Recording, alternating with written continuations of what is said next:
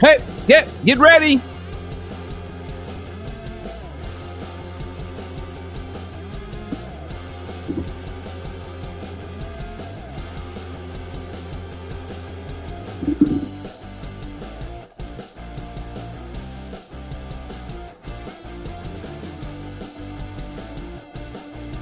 All right, you guys, we're about to get this party started.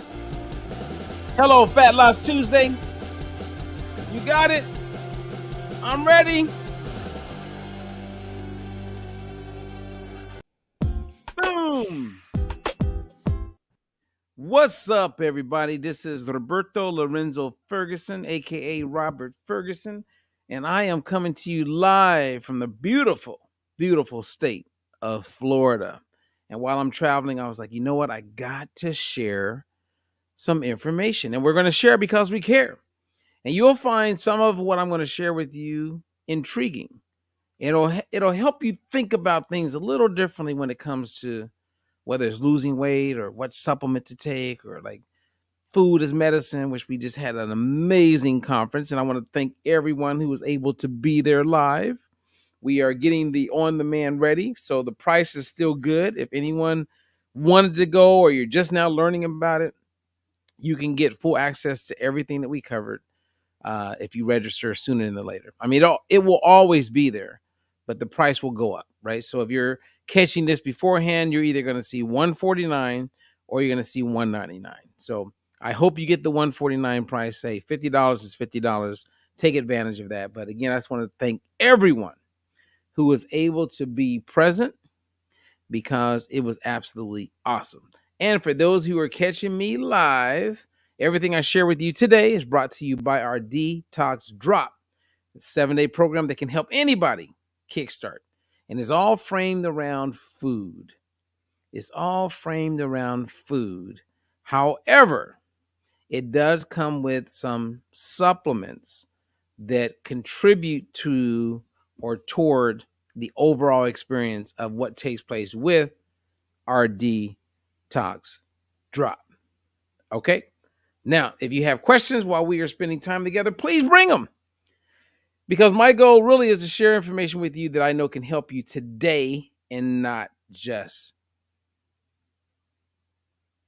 today, but for the rest of your life. So anyway, you know what? This is what I want to do today. And if questions come in, because I'm open to talk about anything around supplements, around weight loss, around what we did in our food as medicine course. And I'm going to give you a great example of how I want you to be thinking when you think about your health. And the thinking that I'm referring to is what I would call critical thinking. Is getting at a place or in a place where you can think outside the box and not just follow, like ask the right questions, because it's not like you're coming in with the glass half empty. I want you to always be in a place where you question. That's part of science, you guys, is to question things. And if someone has the answer and they can bring clarity to what you're questioning, that'll be your first sign that maybe this is evidence based. Maybe I'm just not following along and just going with it, right? Because you meet a friend and they say, "Oh yeah, what kind of supplement are you taking for? What's your multivitamin?" And you say, "Well, I'm taking this one." Well, why are you taking that one? Why are you taking that over 50 multivitamin that you can pick up at Walmart or you can pick up at Target or you can find it at most supplement stores? What makes that one better? And most people don't even think like that.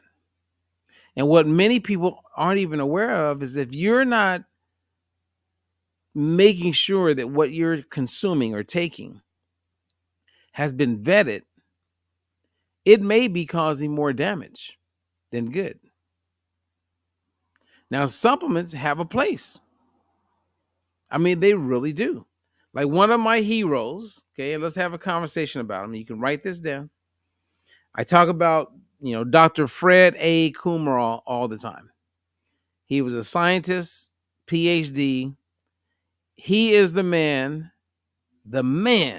responsible for getting trans fatty acids out of the food supply. He knew about the damage going back into the 50s. He brought it to the head of the American Heart Association. He brought it to, the doctors who were taking care of the president of the United States. He brought it to all the people who were decision makers and influencers. And what he brought to them was the negatives of trans fats in our food supply. Going back to 1911, when Procter & Gamble released Crisco, which was the first trans fat product that people were consuming left and right. And then a combination of the trans fats with margarine, which some of them were made with trans fats and others were made with seed oils, which we know seed oils aren't good. We just constantly start to see all of these autoimmune diseases and conditions like this quantum. And he knew that the trans fats, number one, was bad, and he hadn't gotten to it yet because he died at 102. After he dealt with the trans fats, he was going to tackle seed oils. So it's in all of his literature, so we know this. Well, in the 1950s, when he was arguing and saying, guys, we should not have trans fats, in the food supply, they pushed back, said he was crazy. They did the same thing with Mary Enig, said she was crazy. But then when he sued the FDA and he won in 2015, the FDA made it where trans fats had to be removed from the food supply by 2018, June 18th. There's a lot of things out there, you guys, that is causing harm, but no one has sued to get it removed from the food supply. So if they don't remove it, then we need to learn how to navigate it. Otherwise, you're cutting yourself short and you're just following the sheep like everybody else. Now, here's something that's really cool about Dr. Krumrow. And I don't think anyone is old enough to remember this, but early in his career, Dr. Krumrow helped develop a cure for this disease called pellagra. And pellagra was a chronic disease that killed, they estimate, over 100,000 people between 1900 and 1940. And these people died prematurely in the South. And Dr. Krumrow was involved. And what he and the team that he was working with realized is that this disease that killed all these people was caused by a vitamin deficiency. A vitamin deficiency. Same as like when they would get scurvy back in the day, they realized that it was a vitamin C deficiency. So once they were able to supplement either with fruit that was high in vitamin C, or now we can use supplements, then no one gets scurvy. Right? So it's pretty easy. We know what causes that disease that killed people, and now we know how to supplement with real food or supplement with a product, and we can address scurvy. Well, between 1900 and 1940, all these Americans were dying in the South, and they found out and figured out that they had a vitamin deficiency. And Dr. Krumrow solved it by adding, fortifying. So whenever they add vitamins or minerals to a food, they're fortifying that food, right? So the food is made, or it goes through a process and it's, say, in a box. It could be rice, it could be whatever, and you see fortified, that means that they added it back in. Sometimes they strip it, then they add it, and if certain foods don't have it, then they'll add it. And the thing that was causing this scare on this disease called pellagra was a deficiency of niacin. So they added niacin, because we're in the South, to grits and other Southern foods. Boom. Disease gone. disease is gone. I mean, isn't that amazing?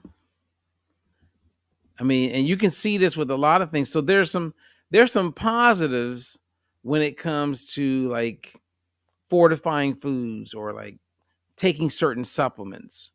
Um, like there's a a disease you guys probably heard of it called spinal bifida. How many of you guys have heard of spina bifida who's catching me here live? Like, what is spina bifida?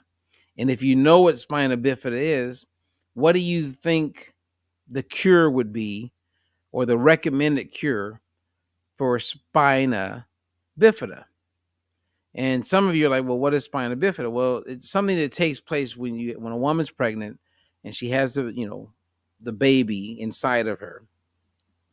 The baby is likely to experience spina bifida, and then they end up experiencing major challenges for their whole life. This is somewhat genetic, but we also know that when a person's deficient in a certain ingredient, then it increases the likelihood of them experiencing spina bifida. And the thing that we discovered that was causing all these problems was that people who were pregnant, they were deficient in folic acid. So when you look at bread, for instance, you'll see that it's been fortified with folic acid. And you'll see this in a lot of products. You see it in cereals, and this helped to reduce the diagnosis and experiences of people, um, babies being born with spina bifida. It changed everything because we just added it to a lot of the foods. Now, if you go to Mexico, spina bifida is still pretty high occurrence because they don't fortify tortillas with folic acid like we do with bread in the States. And if you go to the store, you'll see that. You'll see like most bread will have, folic acid in it. You'll definitely see it in cereals, a lot of, foods that are fortified, but you won't see it in things like a corn tortilla. It won't be there. Now, there's an argument saying they should actually start to add it because we notice based on the ethnicity of the person, certain people aren't eating those foods that a lot of Americans eat, like cereal in a box, like bread that you could buy at a store. And so a lot of foods they're eating don't have folic acid as part of it, something that has been fortified. So we have come a long way. You know what I mean? Like we've come a long way. As those of you who were in the Food is Medicine, conference, I mean, we covered a lot. And right now we're uploading and getting everything set up and just watching the information that we covered. I'm blown away. I take my hat off to those who were there because it was a good amount of information. And I believe that every time someone goes through it, they're going to learn something that they didn't catch. Maybe they looked to the right. Maybe they went to the restroom real quick during the conference. Who knows? But if they miss something, whatever was missed is going to become valuable information in moving forward. So anyway, any questions for me while you guys got me? I just wanted to kind of like share that one example with Dr. Kumaral because supplementation sometimes can save a life. There's a way to consume and supplement where it literally can supplement you to a much healthier place. The key is to fact check and make sure you're getting the right supplements. And there's some good ones out there, but there's a hell of a lot of bad ones. Like not good ones. Like I was talking to one of my clients this morning. She has high blood pressure and she just loves taking supplements. So anyway, we had a really long talk. Her blood pressure was down. She had removed supplements. Then she brought in some supplements and she's like, well, my blood pressure's starting to climb up and I've been doing great. And I said, well, let's take it back out again. So we took it back out to see if it's gone down. I don't know, but by next week, I'll let you guys know. You start to do what they call an elimination process. Take out the things that you think or you have a gut feeling that may not be helping you. And once you do that, you can kind of monitor things. And if if her blood pressure starts to go down, then we bring back in that same supplement and we watch for a week. If it starts to go up, then we nailed it. It's very clear that whatever's in some of those supplements is causing her blood pressure to go up. And the same thing I've seen where someone would supplement, everything stays the same, and maybe their blood pressure improves. Maybe their blood sugar improves. But we can all go through a process of elimination to figure out what works best for us. I know Sandy, who's catching us live here, that's what she's been doing. And I commend that because she's taken responsibility for her own health. And instead of just, freaking out and just throwing everything in the garbage, let's slowly start to eliminate things. And once you see progress come about, then you take that thing that you think, because I'm eliminating it, I'm now better. No, bring it back in, keep everything the same, and see where things end up a week later. If it shows that things are getting worse, okay, we're very clear that whatever that supplement is or whatever that combination of food is, we know is not helping us. So, baby steps, my friends. Baby steps. Baby steps. Anyway, I just want to share that with you. And remember, my man, his name is Dr. Fred Kumral. I am going to do a video on him, and I'm going to create a page to start to build up a list of people, get people to sign, to let's get this guy posthumous, Medal of Honor. Let's get him, something, because he definitely deserves it. If it wasn't for him, hundreds of thousands of more people would have died since the time he won the case, and hundreds of thousands of more people would continue to die. Dr. Fred Kumral is a real hero, and I'm forever grateful. We need more people like this. All right, you guys, I'm Robert Ferguson. Thank you. Tomorrow, which will be Wednesday, November 1st, 2023, look for a little online seminar I'm going to do called Beyond Food as Medicine. And it's designed to give people insight into what we mean by food as medicine. And also it's for people who have attained this newfound knowledge or understanding or clarity. And what do you do with it? So I'm titling this, and it's free, Beyond Food as Medicine. So it'd be kind of like an encore presentation, if you will. All right. So I'm Robert Ferguson. Thank you. If you have not been to our YouTube channel, please go there. Make sure you like, subscribe, hit the bell, and make sure you hit on that part where it says be notified of all notifications, because it's about to get better. All right. I'm Robert Ferguson. Thank you for being here. And remember, I share because I care. And if you want to contact me, if you don't see the links, just go to dietfreelife.com. dietfreelife.com.